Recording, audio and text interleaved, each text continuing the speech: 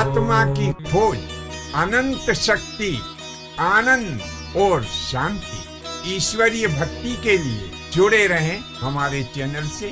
आपका अपना चैनल गुरु अशोक तिवारी, लाइक और सब्सक्राइब करना ना भूलें। धन्यवाद। जय माता की, जय परशुराम। श्री गणेशाय नमः।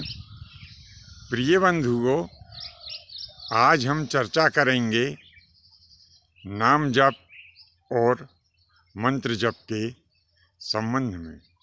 यदि हम नाम जप या मंत्र जप के सही तरीके को समझ जाएं, तो निश्चित ही हमें करोड़ों बार किए जाने वाले मंत्र जप का पुण्य फल एक बार मंत्र जप करने से ही प्राप्त हो सकता है।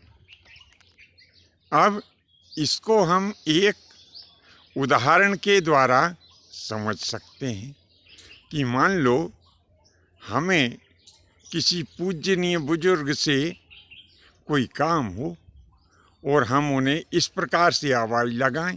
किस प्रकार से?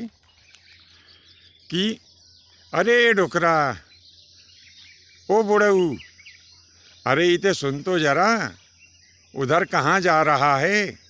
इस प्रकार से यदि हम आवाज़ देंगे तो सर्वप्रथम तो वो आपकी बात सुनेगा ही नहीं, और यदि सुन भी ली तो आपका कार्य बड़ी ही मुश्किल से वह करेगा।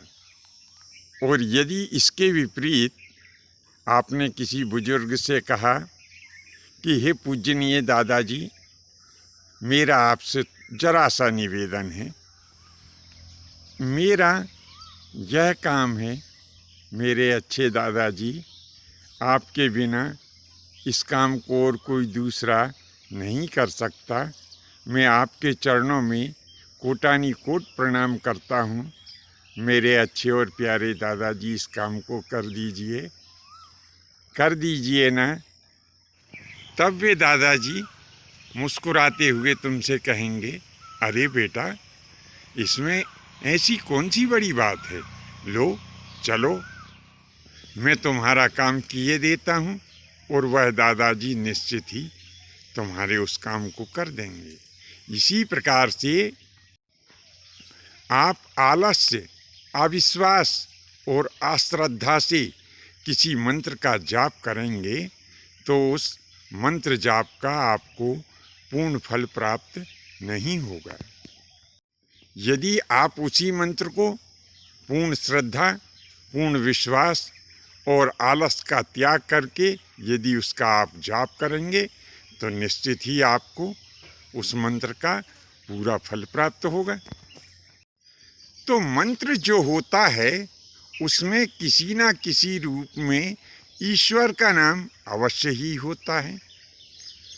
भारतीय सनातन जीवन पद्धति में एक स्तोत्र आता है, उस स्तोत्र का नाम है विष्णु सहस्त्रनाम स्तोत्र, जिसका पूरा पाठ करने से हमें 1000 बार भगवान विष्णु के नाम के जप का पुण्य फल प्राप्त होता है।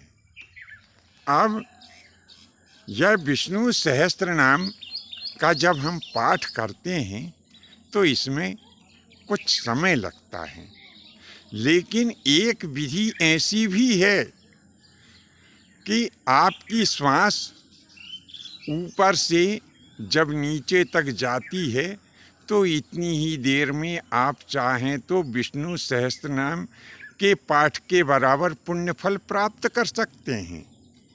अब वह कौन सी विधि है? यहाँ पर हम आपको बता दें कि संपूर्ण विष्णु सहस्त्रनाम के जाप करने में लगभग 10-12 मिनट तो अवश्य ही लग जाते हैं। फिर आप आश्चर्य कर रहे होंगे कि ऐसी कौन सी विधि है कि मात्र श्वास जब ऊपर से नीचे तक जाती है तो इतनी ही देर में वह सारे विष्णु सहस्त्रनाम के पाठ का पुण्य फल कैसे प्राप्त हो जाता है। तो बंधुओं, एक बार राम नाम का जाप करने से संपूर्ण विष्णु सहस्त्र नाम का जो पुण्य फल होता है वह हमें प्राप्त हो जाता है। ऐसा ही उपदेश भगवान शंकर ने माता पार्वती जी से किया है। भगवान शंकर कहते हैं कि हे वरानने, जो प्राणी या जो मनुष्य सच्चे हृदय से एक बार राम नाम का जाप कर लेता है तो उसे संपूर्ण विष्णु सहस्त्र नाम के जाप का पुण्य फल प्राप्त हो जाता है। अब आगे जान करके आपको और भी आश्चर्य होगा कि एक विधि ऐसी भी है कि आप जो पलक झपकाते हैं ना, उतनी ही देर में यदि आप इस विधि से मंत्र का जाप करेंगे तो आपको 10 लाख बार विष्णु सहस्त्रनाम स्तोत्र के जाप का पुण्य फल प्राप्त हो सकता है। हो रहा है ना आप सबको आश्चर्य कि मात्र हम पलक झपकाते हैं, इतनी ही देर में हम कैसे 10 लाख बार विष्णु सहस्त्रनाम स्तोत्र मंत्र जप का पुण्य फल कैसे प्राप्त कर सकते हैं। तो बंधुओं सुनो कि जो आप केवल राम जी के नाम के मंत्र का जाप करेंगे तो एक ही विष्णु सहस्त्र नाम स्तोत्र के पाठ करने का पुण्य फल आपको प्राप्त होगा। और यदि भगवान श्री रामचंद्र जी महाराज के नाम के साथ में माता सीता जी का नाम यदि आप और जोड़ देते हैं तो आपको निश्चय ही 10 लाख बार विष्णु सहस्त्र नाम स्तोत्र जो है उसके पाठ का पुण्य फल प्राप्त होता है।